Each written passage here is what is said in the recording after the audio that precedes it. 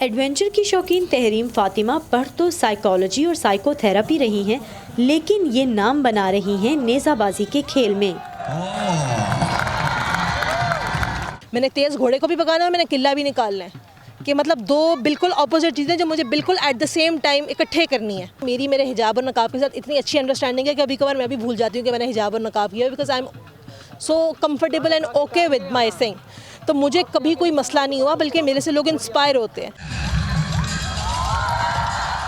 पाकिस्तान में मर्दों की टीमों के माबैन नेज़ाबाजी के मुकाबले कौमी सतह पर होते हैं और पाकिस्तानी नेज़ाबाज बैनुल-अक़वामी सतह पर भी इस खेल में हिस्सा लेते हैं। तहरीम फातिमा ने 3 साल तक इनफरादी तौर पर नेज़ाबाजी करने के बाद टीम बनाने की कोशिश शुरू की।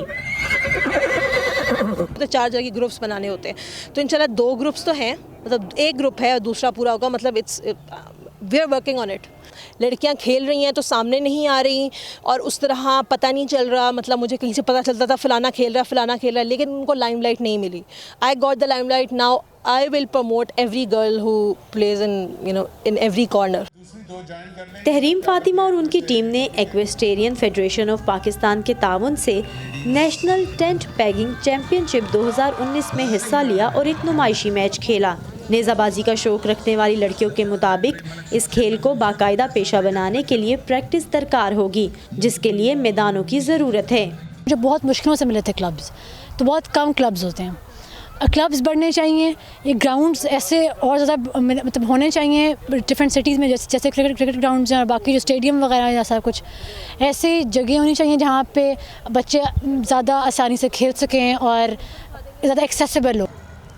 लाहौर में मरीना सैडल नामी निजी क्लब चलाने वाले रिटायर्ड विंग कमांडर इखलाक अहमद के मुताबिक गुज़िश्ता कुछ अरसे से घुड़सवारी और इससे जुड़े खेलों की तरबियत लेने वाली लड़कियों की तादाद में इजाफा हुआ है।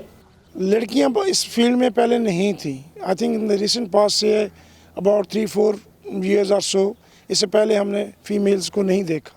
पेरेंट्स हैं जिन्होंने घोड़े बच्चियों को लेके दिए हुए, यहाँ रखे हुए और वो हॉर्स राइडिंग करते हैं।